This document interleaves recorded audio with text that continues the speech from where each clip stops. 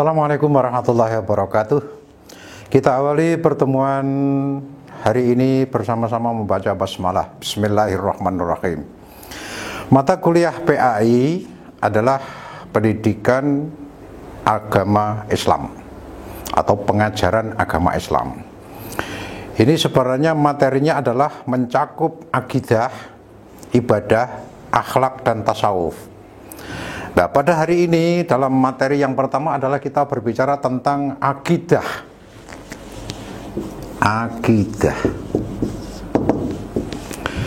Secara bahasa, akidah itu mempunyai arti ikatan atau simpulan yang kuat. Ikatan atau simpulan yang kuat. Itu arti bahasa. Tetapi arti istilahnya adalah akidah adalah ikatan antara manusia dengan Allah Subhanahu wa Ta'ala yang sudah terjadi ketika manusia itu ada di dalam kandungan. Ketika manusia sudah ada di dalam kandungan, maka hakikatnya kita itu sudah punya ikatan dengan Allah Subhanahu wa Ta'ala, yang di dalam ayat Al-Quran Allah berfirman, a'udzubillahi minasyaitonirrajim, wa idh akhadha rabbuka min bani adam min dhuhurihim dzurriyyatahum wa ashhadahum ala anfusihim alastu birabbikum qalu bala syahidna an taqulu yaumal qiyamati inna kunna an hadza ghafilin.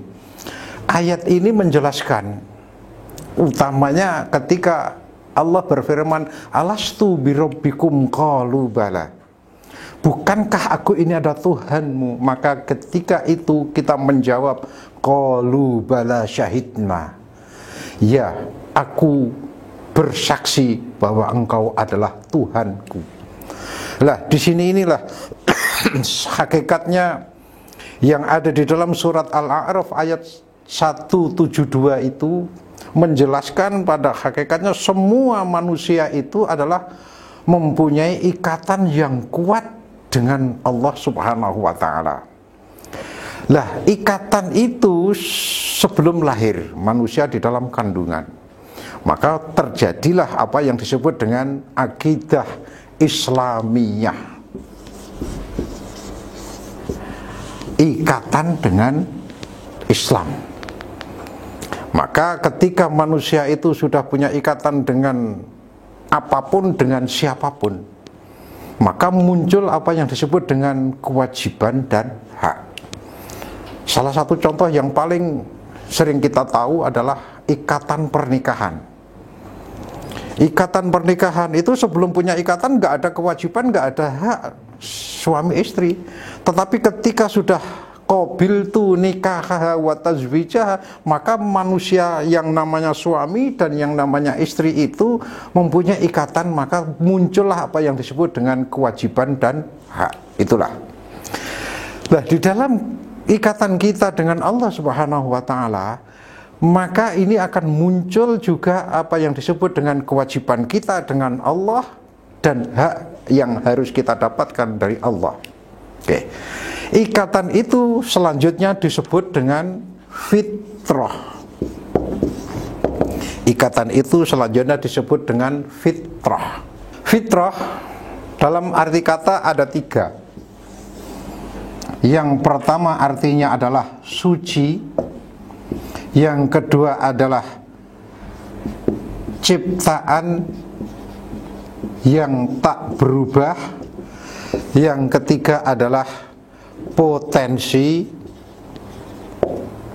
beriman.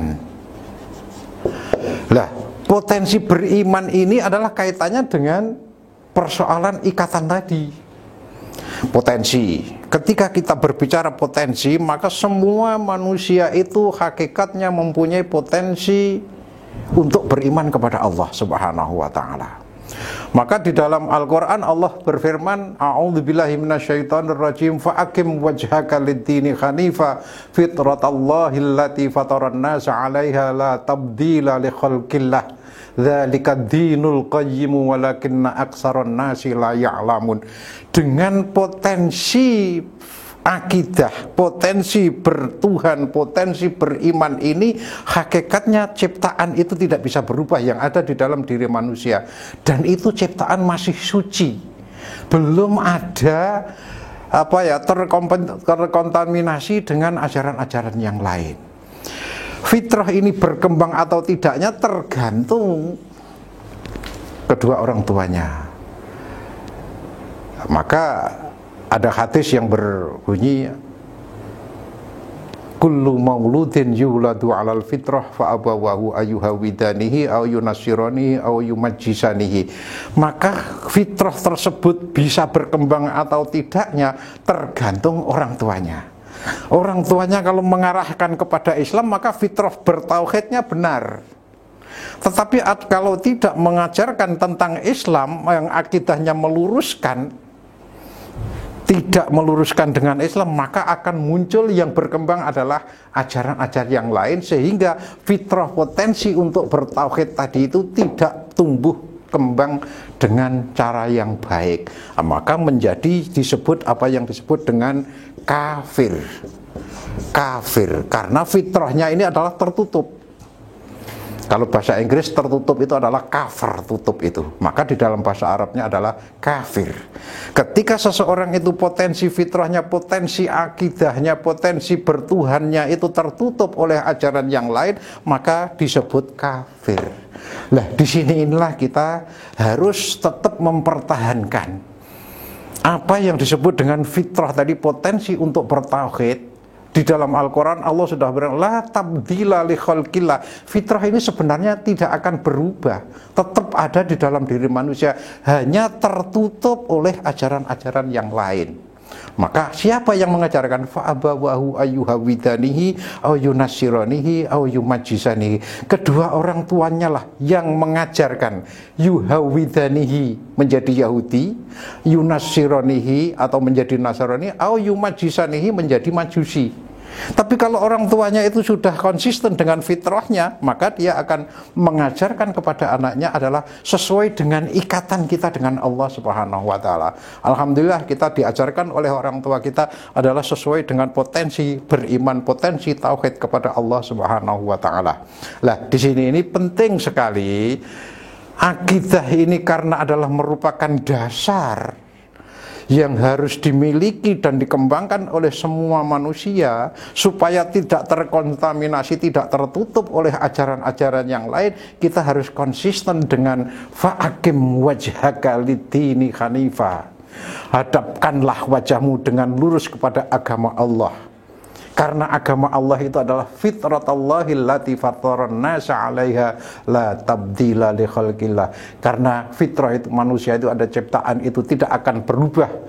Itulah agama yang benar, agama yang lurus. Akan tetapi kebanyakan manusia tidak mengerti dengan fitrahnya. Oke. Di dalam akidah ini, manusia tadi sudah saya sampaikan bahwa manusia itu akan diajarkan oleh orang tuanya, maka lingkungan juga berpengaruh. Seseorang itu seharusnya punya akidah yang benar, punya keimanan yang benar, tapi karena terpengaruh oleh orang tuanya, terpengaruh oleh pendidikannya, terpengaruh oleh lingkungannya, menjadi kafir juga bisa. Nah, di sini inilah kita harus konsisten mencari lingkungan yang baik. Kalau memilih orang tua nggak bisa kita ya. Kita memilih orang tua tidak bisa. Kita mencari pengajaran yang baik supaya fitrah kita ini tidak tertutup. Nah, oleh karena itu marilah kita nanti supaya konsisten di antaranya adalah kita belajar agama seperti apa yang kita lakukan ini adalah dalam rangka mempertahankan, memperkuat fitrah kita itu. Mudah-mudahan ini bisa manfaat untuk kita semuanya, dan nanti untuk tanya jawab bisa aja kita lewat langsung dengan lisan karena kita pakai Zoom atau kita pakai tulis ketik juga bisa. Kita akhiri pertemuan ini bersama-sama baca hamdalah. Alhamdulillahirabbil alamin. Assalamualaikum warahmatullahi wabarakatuh.